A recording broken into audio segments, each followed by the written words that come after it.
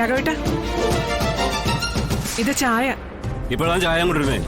ചോദിച്ചിട്ട് 3-4 മണിക്കൂറായല്ലേ. രാഘവേട്ട, ഇത് ഉണ്ടാക്കി എടുക്കണ്ടേ? ശാലിനിയും കൂടി ഇല്ലാത്തതല്ലേ. പൊന്നു ഒറ്റയ്ക്ക് എന്തെല്ലാം ചെയ്യും. എനിക്കതൊന്നും അറിയേണ്ട കാര്യമില്ല. എനിക്ക് ചോദിക്കുമ്പോൾ ചായ കിട്ടണം. തരാൻ പറ്റുമെങ്കിൽ മാത്രം ആ സമയത്ത് തന്നാ മതി. ഇല്ലെങ്കിൽ എനിക്ക് ചായ ഒന്നും വേണ്ട.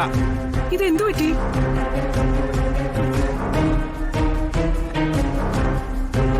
അല്പം മുമ്പ് ഇങ്ങനെയൊന്നും അല്ലായിരുന്നല്ലോ. ഞാനേ പറഞ്ഞ അവരെ വിട്ടത്.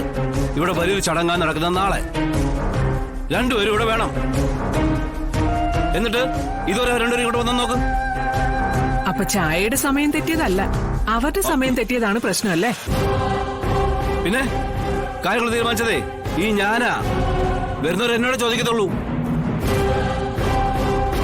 മക്കളുടെ മരുമക്കളുടെയൊക്കെ സമ്മതമാണോ ഞാൻ ഈ പരിപാടിയൊക്കെ പ്ലാൻ ചെയ്തതെന്നേ? അങ്ങനെയൊക്കെ ചോദിച്ചാ എനിക്ക് ഉത്തരം ഉണ്ടാവോ? അത് തന്നെ രാഘവേട്ട ഞാനും ചോദിക്കുന്നത്. ഇത്രയും തിരക്കും ഉത്തരവാദിത്തമുള്ള ഒരു കളക്ടർക്ക് രാഘവേട്ടൻ പറയുന്നത് പോലെ വെഡിങ് ആനിവേഴ്സറി ആഘോഷിച്ച് വീട്ടിലിരിക്കാൻ പറ്റുമോ? എല്ലാവർക്കും വലുത് അവരവരുടെ ജോലിയല്ലേ. അത് ശരി. അപ്പോ എന്റെ ഇഷ്ടങ്ങൾക്കും സന്തോഷങ്ങൾക്കുമേ നിങ്ങളാരും വില കൽപ്പിക്കുന്നില്ലല്ലേ? അതങ്ങനെ വരൂ. ഞാനൊരു പണിയില്ലാത്ത ഒരു ഗുണമില്ലാത്തൊരു കോലാണല്ലോ. എന്റെ വാക്കിനും അല്ലെങ്കിലും എന്റെ വില ഇരിക്കുന്നു. ശരിയാ, എന്റെ ഇഷ്ടങ്ങളും ആഗ്രഹങ്ങളും ഒക്കെ ഉള്ളിൽ ഒളിപ്പിച്ച് നടന്നാ മതിയായിരുന്നു. എന്താണോ ഞാൻ പറഞ്ഞത്? ഒരു കാര്യവും പറയാൻ പറ്റത്തില്ല.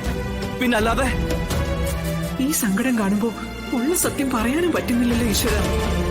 എന്റെ കൃഷ്ണ, എന്തെങ്കിലും ഒരു വഴി ഇത് മുടക്കാനായി ഉണ്ടാക്കി തരണേ.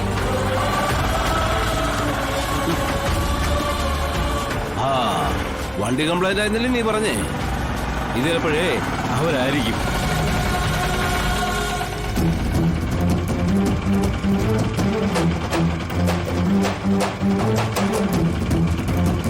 വിഷ്ണു എന്തിയേ? അവൻ പോകുന്നില്ലേ? മോളെ, വിഷ്ണു എന്തിയേ?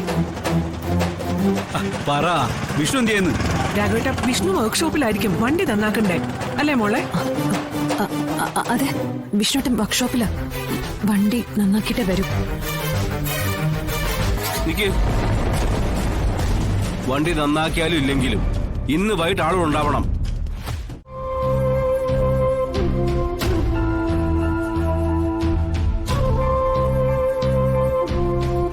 സാറേ, നമ്മളെത്തന്നെ സാറേ ഇവിടെ വന്നിരിക്കുന്നത്? എടോ, ശാലിനിയുടെ വിഷ്ണുവിന് വെഡിങ് ആനിവേഴ്സറിയിൽ വരുന്നേ.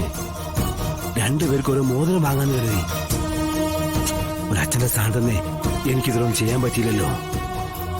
ആ സങ്കടം എനിക്ക് മാറ്റണമെന്നുണ്ടേ. സാറേ, ആവശ്യത്തിന് അവർക്ക് മോതിരവും മാലയൊക്കെ ഉണ്ടല്ലോ. പിന്നെ ഇതൊരു അധിക ചെലവല്ലേ സാറേ? ഒരധിക ചെലവില്ലെന്നേ. കുറെ നാളായിട്ട് എന്റെ മനസ്സിൽ തോന്നിയ ആഗ്രഹമാ. എനിക്ക് ഇപ്രാവശ്യം അത് ചെയ്യണം പിള്ളേ. ഇല്ലെങ്കിൽ ഞാൻ അച്ഛനെന്ന് പറഞ്ഞ് നടന്നിട്ടുള്ള കാര്യം. സ്വർണത്തിനൊക്കെ ഇപ്പം വലിയ വിലയല്ലേ? ഈ പറയുന്നതൊക്കെ വാങ്ങാനുള്ള കാശ് കയ്യിലുണ്ടോ?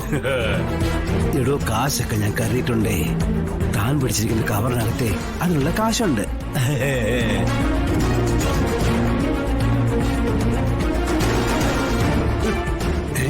ഇതെങ്ങനെ സംഘടിപ്പിച്ചു? എല്ലാ കാര്യങ്ങളും തുറണോ?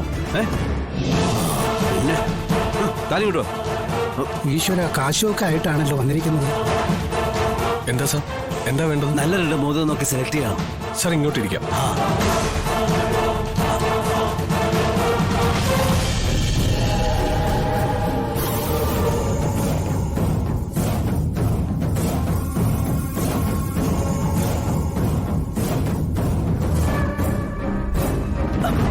ഒന്നുകൂടെ വേണം. ശരി സാർ.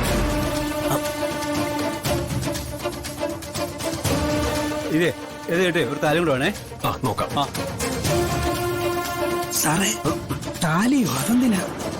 തന്റെ കല്യാണം നടത്താൻ. ചുമ്മാ കൊണ്ട് ചോദ്യം വേണ്ട.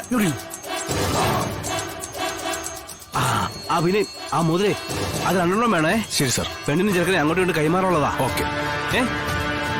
സാറേ, താലി എന്തിനാണെന്ന് പറഞ്ഞില്ലല്ലോ. എടോ, 2 മുതൽ അങ്ങോട്ടും ഇങ്ങോട്ട് കൈമാറുമില്ലയോ? ഒരു താലിയും കൂടെ അങ്ങോട്ട് കെട്ടാലോ?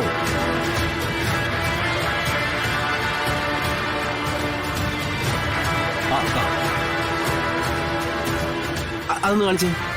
അതാ ഇത് കൊള്ളാടോ, നോക്കടോ. ആ കൊള്ളാം സാറേ.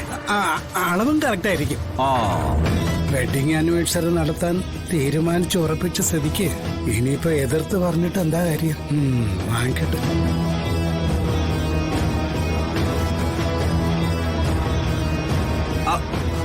താലി അത് നോക്കട്ടെ. ദാ താലി വേണോ സാറേ? ഒരിക്കൽ കെട്ടിയതല്ലേ? അല്ല പറഞ്ഞതേ ഉള്ളൂ.